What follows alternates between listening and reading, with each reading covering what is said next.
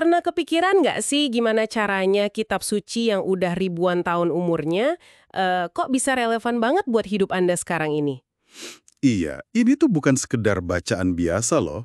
Ini kayak peta jalan gitu.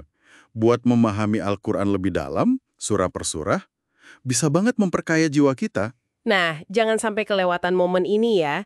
Coba deh cek deskripsi episodenya sekarang. Ini awal perjalanan yang bisa mengubah banyak hal. Ikuti terus ya. Assalamualaikum, saya Dwi. Dan saya Adi.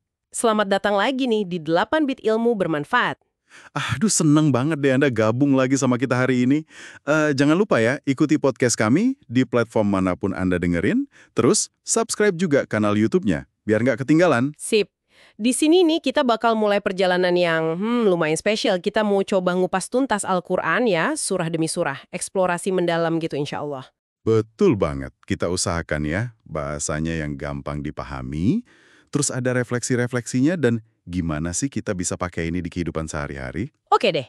Monggo dicek deskripsi episode ini, ada ringkasan konten sama poin-poin penting yang mau kita bahas. Semoga berkah ya buat kita semua hari ini. Yuk kita mulai aja penjelajahannya. Kita mulai dari akhir surah Yunus ya, ayat 108 sama 109. Pesannya itu kuat banget. Kebenaran itu ya dari Allah. Nah pilihannya di kita. Mau ikut, untung buat diri sendiri. Nggak mau ikut, ya rugi sendiri juga. Nabi itu cuma nyampein, bukan penjaga atau pemaksa gitu. Dan ayat 109 itu kayak perintah langsung ya. Ikuti wahyu, terus sabar aja.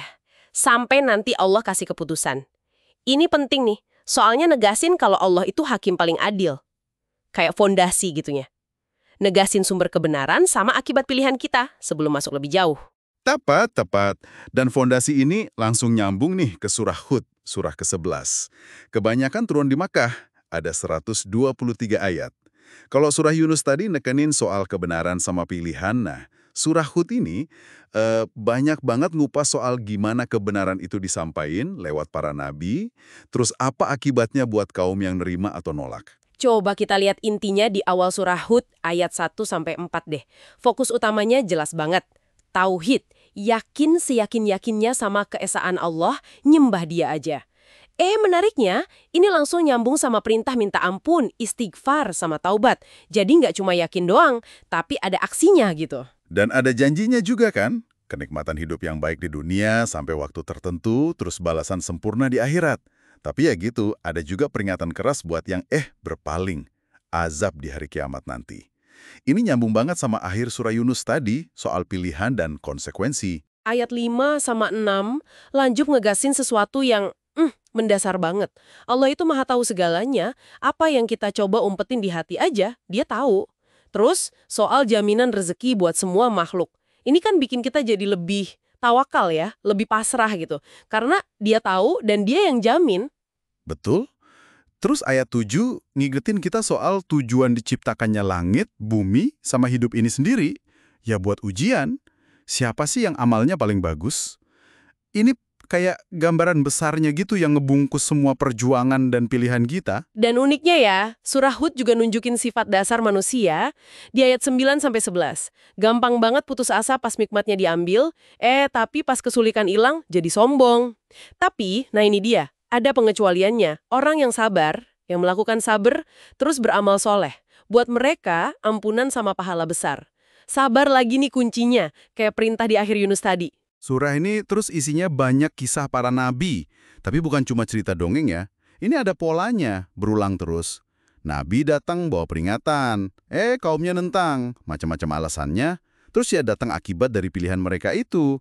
Contohnya kisah Nabi Nuh di ayat 25-49.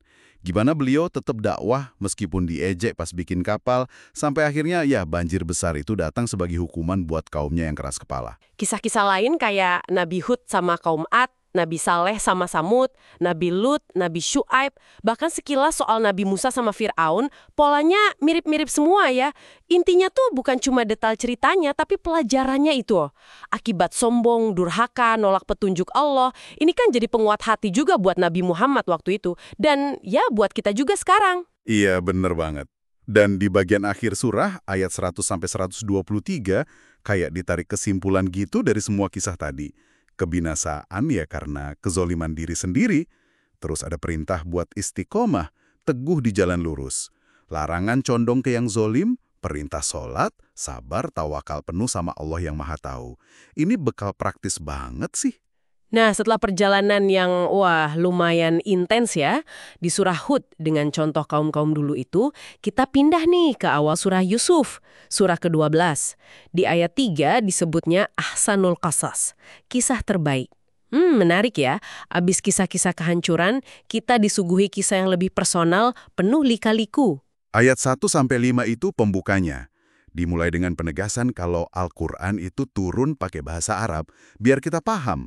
Terus langsung masuk ke mimpinya Nabi Yusuf waktu muda. 11 bintang, matahari, bulan, sujud ke dia. Wah, mimpi yang luar biasa banget kan?